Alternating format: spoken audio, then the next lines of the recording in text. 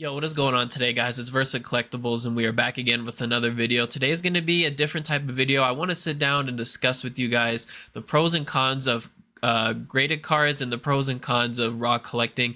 I think it's a big topic that's kind of been going around in the community, at least for Yu-Gi-Oh, in terms of like IG, Facebook, even some YouTube stuff. And so I really wanted to talk about this, guys. And I wanted to give you guys my opinions as well as my unbiased opinions from all of you guys. I asked on Instagram what your kind of pros and cons were for each one, and I wanted to go through it, and I really just wanted to determine what's the best for collecting right now. And so I really wanted to do this video, so hope you guys enjoy. Make sure you leave a like and subscribe, and we're gonna get right into it.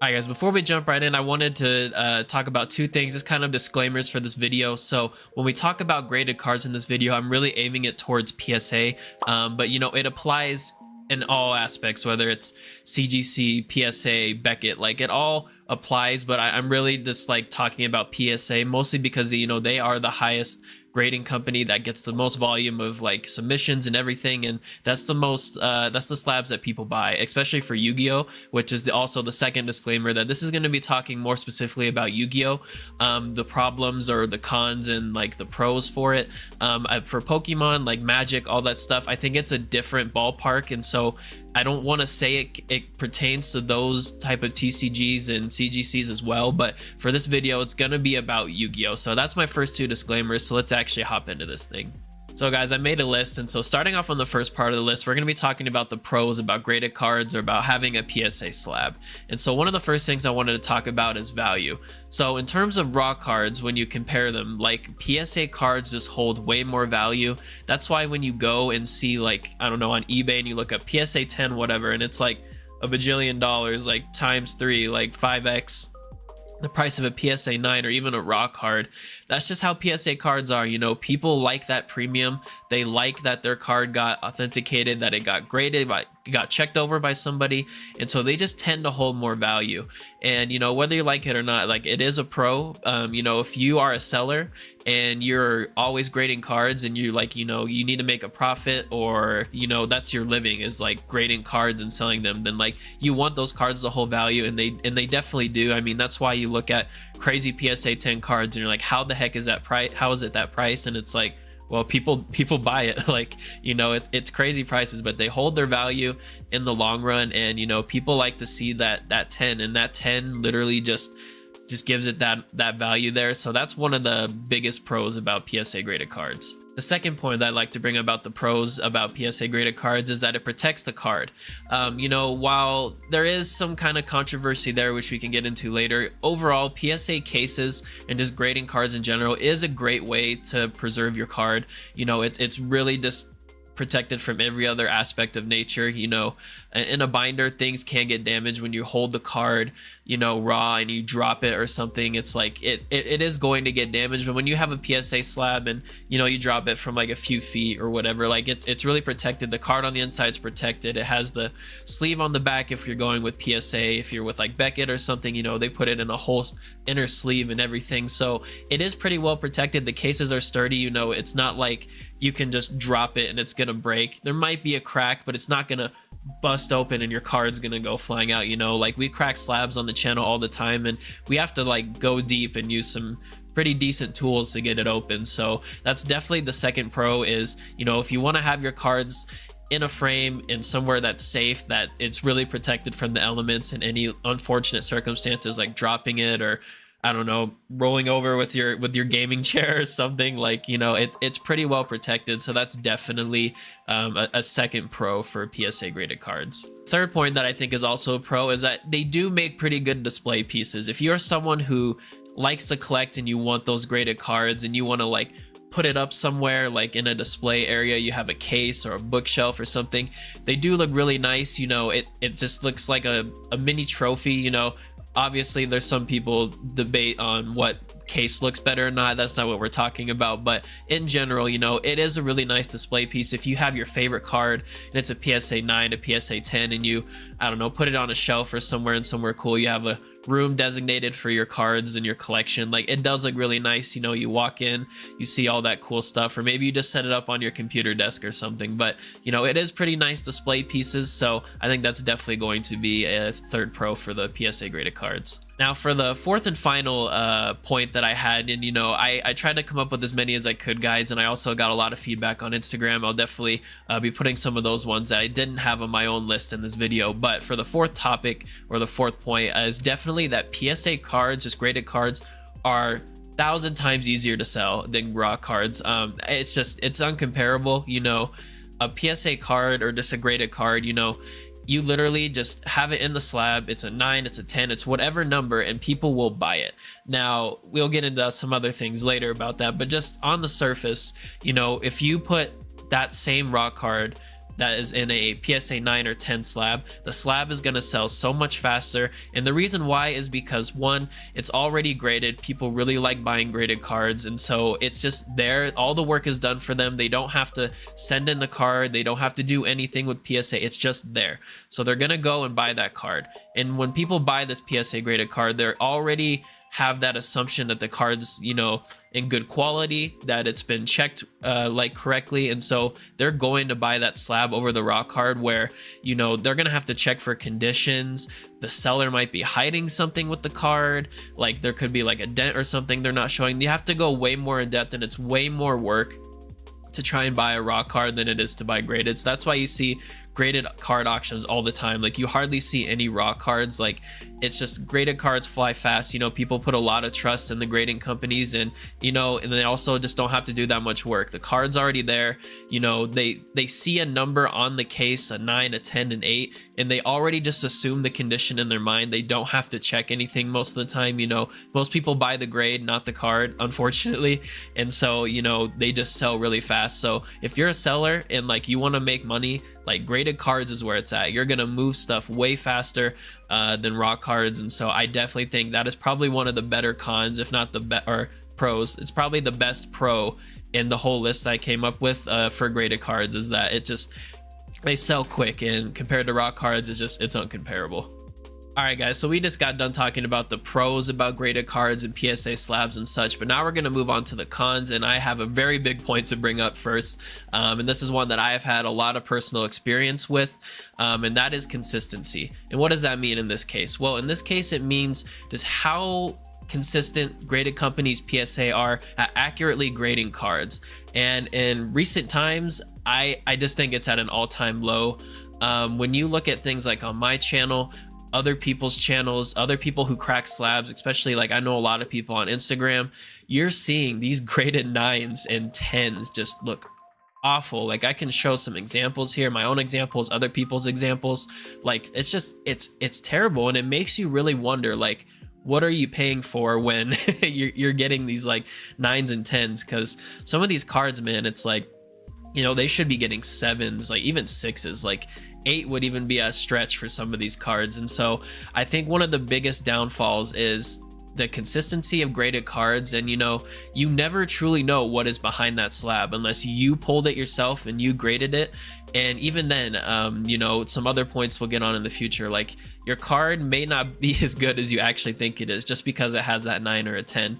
And I think it really hurts the market. And, you know, for people who crack slabs like me, it just, you know, particularly for somebody like me, it kills me. You know, if you're somebody who buys like the card for the like the grade or whatever, and you're never gonna crack it, you're just gonna put it on display, whatever. But for people who really care about what the card condition is, you know, it's, you can't just buy a PSA slab like and already know the condition it's in. Like, of course you can just buy it, but like even pictures of like the slab and the corners don't even do it justice, because you can't actually see the backs of the cards, which tend to have so many scratches, surface dents, pin dot dents, like everything. It's actually very disheartening, you know, that, you know, people spend this much money to get this inconsistency on their grades, and they're paying large premiums for cards that are actually honestly dog water. So moving on to the second point here, we're going to talk about damage. And so what do I mean by damage? Well, you know, I talked about in the first point about inconsistency in cards that are already come to... What? In the first point, we talked about cards that would arrive to these grading companies already with mad flaws and stuff, and PSA or whatever just kind of overlook them and they would give them a high grade. But in this case, we're talking about grading companies and actually damaging cards. This is another huge one that I see personally. Like, I can just put up on the screen like a bunch of videos and other people, like close friends of mine and other people in the community, even in different card communities. And PSA recently specifically, I don't know about the other grading companies, but they are just damaging cards left and right, and it scares me personally, which is why like I usually never send anything, because I just see these horror stories of these people sending in their precious cards, like high value cards, and they come back with nicked corners, whitening, and even just like straight up mad damage sometimes. And it's really disheartening because, you know, the process of already sending in your graded card to get graded is already sketchy, you know, in the terms of like, you gotta pack it really nice, you gotta ship it, they're gonna handle your cards, which to me, like, I wouldn't even let like my closest friend handle my cards, if that makes sense. Like, they're just that precious, and then it's like, you know, you're handing them off to these PSA monkeys and they're just doing this on it, and they just, you know, they just damage cards. And it sucks because the biggest issue with it all is like, if you are diligent enough and you take pictures before you send it, and you know it comes back damaged, and you tell PSA like, hey, like this was not there, like you damaged my card, like what kind of compensation can I get? And at that point, for me, compensation doesn't mean anything, because the card means more than the money at that point. And most of the time they don't do anything. They're like, sorry, we can't do anything, we'll send you $10 and a lollipop. And it's like, well, what the heck, I just sent you $1,000 card and you just ruined it. Like, so it's really disheartening. And you know, it's mostly on PSA's fault there. You know, there's some instances where people, you know, they misjudge their own conditions, and so they might think that it got damaged, but maybe the damage was already there. But in most cases, I think people are diligent enough and they take the photos beforehand and they just get the card back and it's got damage on there. And you know, PSA needs to be more accountable for that. I think most of the damage comes from the encapsulation process, like when they put the card in the slab, it just, however they do it, which I don't really know, like the corners always seem to get damaged. And then I've even heard cases of like you know, PSA people at PSA, they just drop the card and like roll it over on the desk or like their chair that they're sitting in. And you know, that's a freak accident, and I really hope they take some initiative there. But even with the encapsulation process and the other damage, like it really is disheartening for sure. Another topic that I wanted to go on, and this is going to be the third one, is going to be the aftermarket type of thing where PSA, when they grade your card and you get a big grade, they kind of look at the aftermarket like, okay, that's a big card if it gets a 10, so we're going to charge you a premium, an extra charge that's separate from the one that you already had to pay when you had to send in the card because you got a big grade. And so they want that money. Like PSA, I don't know what they're doing with this, man. Like, they're just super greedy, and this is like one reason why I really don't send too many cards, or I haven't even personally sent any cards for grading, is because it's so expensive. And the fact that they take this extra cut from you when you like they got that 10, like you earned that 10, you earned that 10, you earned that 9 or whatever. I don't think they do it for 9s, but you earned that 10, and now you got to pay like an extra $100, $75 because you did good. Like, what? And you know, it really sucks for people who like, they've been collecting since day one for whatever card it is, MTG, Magic, or same thing, Pokemon, Yu-Gi-Oh, like whatever, Naruto, Dragon Ball, and like they have these cards and they hold on to it for years, and they spent market like retail price. You know, they opened booster boxes when it came out and they pulled the card, kept it in good condition, and you know, now it's like, I'll say $1,000 card. When it first came out, it was 50.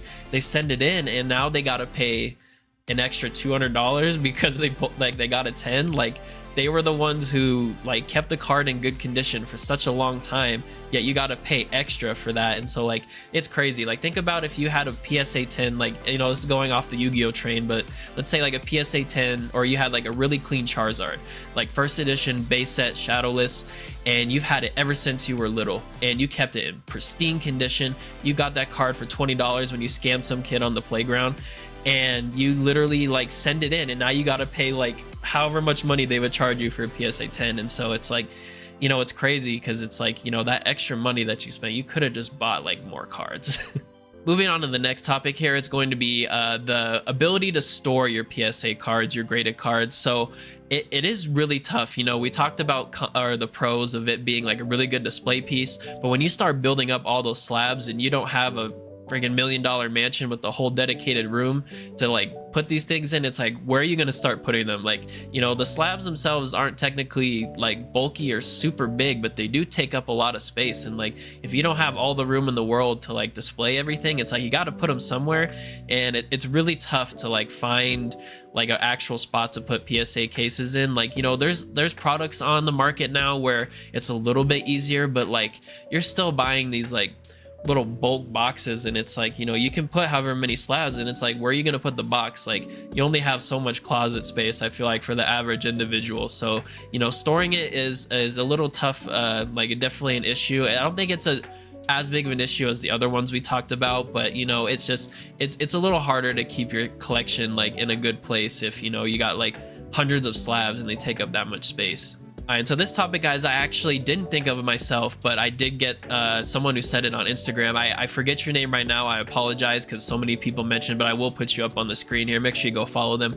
And this was about regrading cards, and it did not like cross my mind at first, but when I really thought about it, it really was like another big like red flag for me for cons for graded cards. And so I really wanted to talk about this. So with regrading, you know, it's people who, you know, they send a card in, they think it's super clean, and they get back like an 8 or something, and they were expecting a gem mint 10, and you know, they're like, okay, well, I don't think this is fair, like I'm gonna crack the slab and resend it in. And so these people, there are people who just recycle the cards that they keep getting with the grades they don't want until they hopefully find somebody, you know, at PSA or wherever they're sending where they're more lenient, you know, they're not as picky, and then they get that higher grade. And you know, in some cases, I'm not gonna say in all, this is a good thing, because if the card is really a gem mint card and just the person who's looking at it for some reason, like Bob just got like, I don't know, he found out his wife cheated on him, and he's got a flat tire on his way to work, and like, I don't know, like some dog pissed on his pants, like he's gonna go to work and he's gonna be mad and like grade your card poorly because of that. Like, that's totally fair. Like, send that card back in, whatever. But I think a lot of the people who do this, you know, the card itself is actually not that good, and so they just keep resending it, and then it gets a higher grade somehow. And then for somebody like me, you know, who wants to crack these slabs, and I see a 9 and I'm like, okay, it's a 9, like it should be really clean, and then I crack it and it's like a trash card. I think that kind of like, you know, contributes to that issue. Like I said, in some cases it's good if it's a perfect card and it's like, you know, it's perfect and you're checking every angle under the light, and it's like you're sending it back in, all power to you, hope you get that grade. But I feel like the majority of people just like have the card and it's really not that good, but they keep sending it in, and then eventually it gets a higher grade that it really shouldn't, and then it just kind of ruins the market. And especially, you know, what I talked about earlier, like even if you don't crack the slab, like that card in the slab could have been a PSA 7 or 8 at one point, and it somehow randomly got a 9, and now you paid some extra money for a worse card. All right, guys, so we are finally going to talk about the raw portion of this video for raw collecting, and so we're going to get right into this. And so the first part that I have here is that the cards are very, very easy to store when compared to PSA slabs. You know, binder collecting is a thing for a reason. Like, you know, you can fit so many cards in a binder, and like binder technology, I guess, you know, has come a long way. You can store many cards safely in certain binders, and you know, you could have up to like hundreds of cards in a binder, and they're going to be practically pretty safe as long as nothing, you know, super crazy or out of the normal happens. And you know, a binder can fit on a bookshelf, like, and you can just keep stacking binders like on a bookshelf or just some other thing. Like, even personally, I use like storage tubs at the moment, and I just put them in there, and you know, it's way easier than having a bunch of PSA slabs like just all over the place, or like in a tub, and it just takes up so much room. Or if you have to have like a certain box to store them in, so you're just putting slabs in a box in another box or like something like that, it takes up a lot of space. So I think for raw cards, they definitely win there when it comes to storage. I think it's way easier to store raw cards than it is PSA or graded cards. The second point that I want to bring up is actually holding the card in your hands physically and just enjoying it. While I do think that there is a lot of enjoyment of holding up that slab and seeing that grade or whatever, and you know, it's all protected and nice in there, you know, I can definitely 100% say that, you know, there is probably some merit to that, and I do know quite a bit of people who enjoy looking at their PSA slabs. But when it comes to the raw card, man, it's like, you know, you just get that first, like, just that great experience of holding the card, and you know, it's in your hands. It just feels better to hold a raw card than it really does to have PSA slab. Like I said, this could be a little controversial, but I think most people can agree that when you just hold a raw card, it feels better. You know, if you want to take it out of the sleeve and admire it, you know, you definitely can. You know, you can't really take the card out of a PSA slab that easily, and you know, you can't put it back in once you do and have it be the same. So, you know, having that raw card, I think, you know, just flipping through your binder and like pulling it out really quick and just like showing your friend giggity, you just show them the card. It's like, you know, it's a way, I think it's a way better experience. You get to admire it more, you get to treasure it more. If you want to take it out and like examine it again, like you can freely do that. So I think just in that aspect, you know, like more just holding the raw card itself is just a better overall feeling than just holding that thick slab that most of the time covers up the actual like beauty of the card. So the next topic I want to talk about, which I kind of mentioned at the very end of that last point, is being able to assess the condition. So what I talked about earlier with PSA slabs, where basically that slab, once it has that slab on there and that number, it just masks the actual condition of the card completely. You have lost all sight of what actually that card's condition is, and you just basically have to buy the grade unless you have somebody who took pictures beforehand, or they can take really good pictures of it in the slab and give you lots of information. But right now with that problem and how I talked about earlier, where PSA cards, just most of them are not true conditions for what their grade is. Like, you can't check the condition, but with a raw card you can like just go all in and just like, you know, take a look at every angle. You can take a look at every spec of the card, and you can just be like, okay, like this is a mint card, or this is a near mint card, this is light play, and you can really like go down the rabbit hole of what the actual condition is for the card, because you know it's right there. You can hold it, you can take it out of the sleeve, you can put it under the light, and there's nothing like messing up the card to like, you know, viewing the card like a PSA slab, or especially like a Beckett slab. Like, I know Beckett slabs, they literally just reflect everywhere and they're just so like blurry, you can't even like see the card. So like checking the condition in there is pretty much impossible. But when you have that raw card, you can be 100% sure that you have a card in whatever condition that it is or that you would like, because you can actually look at it. Alright guys, so for the final topic about the pros of raw cards, it's going to be lower prices. So this could also be a little controversial, so I'm going to admit it here, just because, you know, with everything that's happening, like I mentioned earlier with PSA and graded companies, where these cards that they're getting these high grades for are terrible quality. I know a lot of people who are charging raw cards now for like PSA 9 prices, or even a little bit above, because the card is actually mint and they can assess the condition.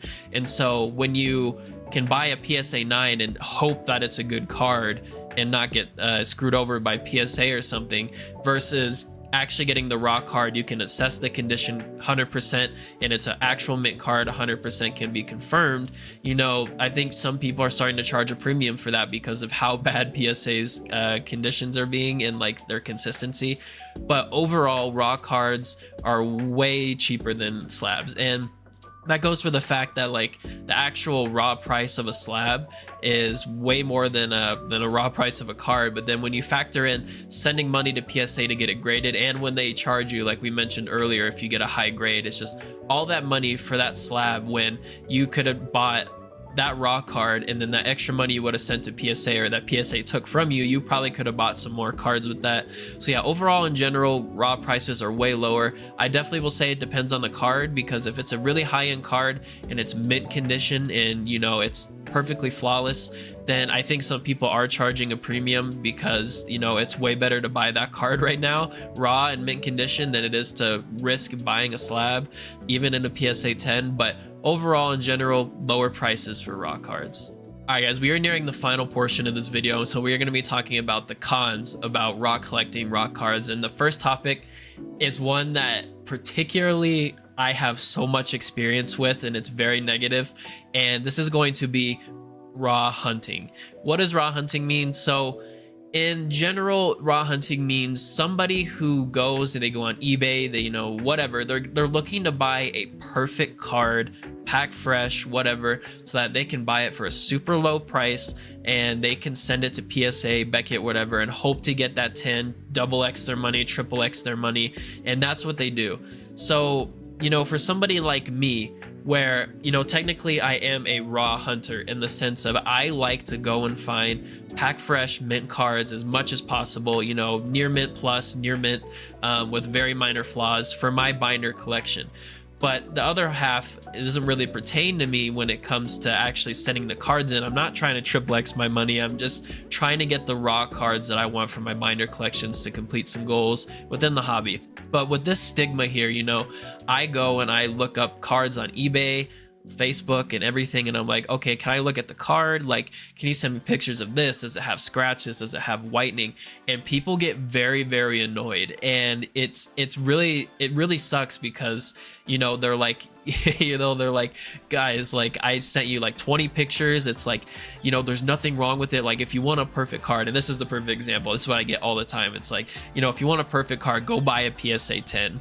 And it's so like counterintuitive, if that's even the correct word, contradicting, because, like, you know, we just talked about earlier that these 9s and these PSA 10s are not actual 9s and 10s. So it's like, you know, you're trying to avoid getting a terrible graded card, and you're trying to find that clean raw one, but most people do not have that, I guess, mentality of that, you know, they don't understand that PSA and like these graded cards aren't always perfect. And so when you hound them and you just, like, you know, I wouldn't even say hound them, when you just try to make sure you're buying the card in whatever condition, you know, you're gonna get called a raw hunter, you're gonna like be whatever. People are gonna be turned off at trying to sell you that card because you are trying to look for too much perfection, and they're just gonna be like, just buy a slab, or like, you know, do whatever. And so it really just goes back and forth, and it doesn't work, and it really sucks because, like, you know, you're just trying to buy the card and make sure that you're content with the condition and all that stuff, and they're just going to tell you, go buy a graded card if you want perfection, because most people only deal in light play cards. Like, there's not very many people. You look at eBay listings, like, how many true near mint cards do you find? And, you know, and it's mostly light play or even damaged cards. And, you know, if you try and ask too many questions and like try to find too perfect of a raw card, people are just gonna assume that that's what you're trying to do, and it just, yeah, it really just sucks overall. All right, and so the next part about cons for raw cards, and I think it's a thing that kind of pertains to me as well, but I think it's for other people who like to collect raw cards, is being patient. And what does being patient mean? It just means, like, if you have high standards, like somebody like me, you know, those raw cards are not coming up for sale, because everybody who pulls a raw card, pack fresh or whatever, most people, the general public, they still have that mindset of, I have to grade this, because I think it's just been ingrained in everybody's head that, you know, you have to grade a card if it's perfect, which, you know, you don't have to grade a card if it's perfect. But I get it, people want to do it because they want to get some extra money, they want to add that extra value, they want to have that slab. It's totally fine. So when that comes to raw hunting, is like, if you're looking for a really clean card, you have to be super patient. You might not have that card, you know, you could sit here and wait for that pack fresh card to come up. You know, somebody does a box break, something shows up randomly on eBay, but, you know, you're gonna have to sit there and wait, and probably have that missing spot in your binder, because if you're looking for that clean card, somebody might have pulled it, but they just put it behind a PSA slab. And so what's gonna happen now is you have the whole issue I've been talking about pretty much this whole video, where you can't actually trust the condition of the card. So it might be a pack fresh card sitting behind that case, but you don't want to spend an extra 200, 300, 2 times more money to risk just getting that PSA slab, crack it for your binder, and it ends up not being what you actually want. So you have to be really patient when you're raw collecting. If you have really high standards, you know, if you don't have super high standards, I feel like it's still pretty easy, but you still have to be pretty patient. And so, yeah, if you don't have patience, like, raw hunting is definitely tough. Another con about raw collecting is going to be damaging the cards. So in general, I think PSA, or just having your card in a slab in general, is the better option for keeping your card safe. Like, of course, it's got to make it through the shipping, it's got to make it through, you know, the PSA monkeys holding the card and handling it, and you know, making sure that the encapsulation process doesn't damage the card. If you pass all of those extra steps, which is really tough, it seems lately, you know, your card is very safe. And, you know, when you have a raw card, some things can happen in your binder. Maybe, like, if your pages aren't flat enough and, you know, you're putting cards in side pockets, like, it could bend the card. You know, if you're holding the raw card and you drop it and it just hits the floor, you got a hardwood floor, like, you might as well say goodbye to whatever corner or whatever. You might have a scratch on there. A lot of, like, unfortunate things can happen more with a raw card and keeping it in good condition. You know, if you're diligent and you really take care of your cards, you don't hold them from high up places, you know, you have a desk and you put them in nice binders, they are going to be okay. But I think that a lot of mishaps happen where like people are just holding the card, or they take it out, they drop it. If you don't have a really protective binder and it gets like creased or something, it's definitely possible, especially 3-ring binders. You know, a lot of people, I still know a lot of people who use 3-ring binders, and you know, you put that card in that side pocket next to the little ring, and you're gonna get dents on your card. You know, when you're thumbing through the pages, you know, if you have the normal binder like protector sleeves where you insert it from the top and not the side, you're gonna get fingernail marks on the top if you're not careful pulling out the cards. So it's definitely, you have to watch out a lot more with raw cards and making sure you're handling them correctly over a PSA slab. All right, guys, and so I think the final topic, if I didn't say that one was the final topic already, I might have, but I honestly just kind of thought of this too, and it wasn't on my list here, but it's going to be selling raw cards. And so overall, selling raw cards is way harder than selling a PSA slab. And you know, I kind of talked about it in the pros about PSA slab selling, and you know, with raw cards, it's super hard because honestly, for people like me, like you know, it's my own fault, like for somebody like me, because you know, if there's somebody who's just like super picky about conditions, it's like, you know, they're not going to buy it. One thing can turn them off. Like the whole card can be perfect, but if there's one silly little scratch like on the back or something, like for someone like me, that could turn me away. So like selling raw cards is super hard because I think people are more picky about the condition because it's actually visible. You know, when you have that card behind the slab, you know, people really trust that number, they trust that grade, and they just buy it. But with raw, you know, it's really hard because you have people who are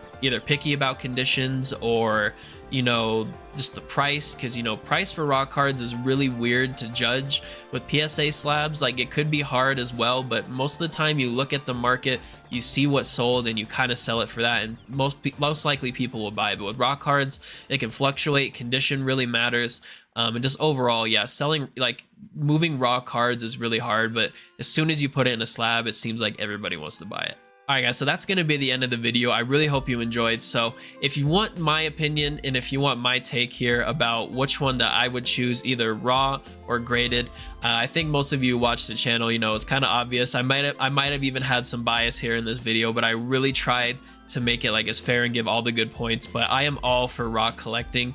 I just think overall, just for the fact of the PSA's inconsistency and just like people paying these massive premiums for damaged cards, PSA damaging cards, you know, cards that don't deserve the grade, that alone to me is like the biggest red flags and the reason why I don't grade my cards. You know, if I have my pack fresh mint card, this ultimate rare or something, and I send it in, the monkeys at PSA just freaking doodle on it. They like put their boogers on it, put it sideways in the case so the corner gets clipped off, and then they give me a 9. It's like, what the heck, man? Like that's the biggest turnoff. All the other points, you know, it could be hit or miss, but for those points alone, like I just don't trust sending my cards to get graded because I want to actually preserve them myself in good condition. You know, prices are way cheaper usually for collecting raw, and so for that reason I really like collecting raw. I think if grading companies, especially PSA, got way better at being accurate with their grades, and you know, I could crack a 9 and it actually be a 9, like then I still would feel, sorry guys if I'm with my words, but yeah, so basically if like, you know, PSA got to the point where like I could just buy any PSA 9 and I could crack it and it actually be a true 9, you know, being very honest, like it could have one minor flaw or whatever, or I crack a PSA 10 and it's perfect every single time, like I feel like grading would be a lot better. Personally, I still wouldn't send in just because of the like money factor. Like I don't want to spend an extra $300-400 to send this card, get a 10, pay an extra $100, $200 when I could have used that to buy like another card for the collection. But you know, let me know what you guys think in the comments here. Like make sure you leave a like, subscribe. But yeah, go in the comments and tell me what you guys thought of the video. What side are you on? What are some other pros and cons that I didn't mention that you could put in there for other people to look at? You know, this is just a learning thing and I just really wanted to talk about this. So yeah, make sure you guys comment down below, and thank you so much for watching. We're gonna have some other content here on the channel soon, and I'll catch you guys later. Peace.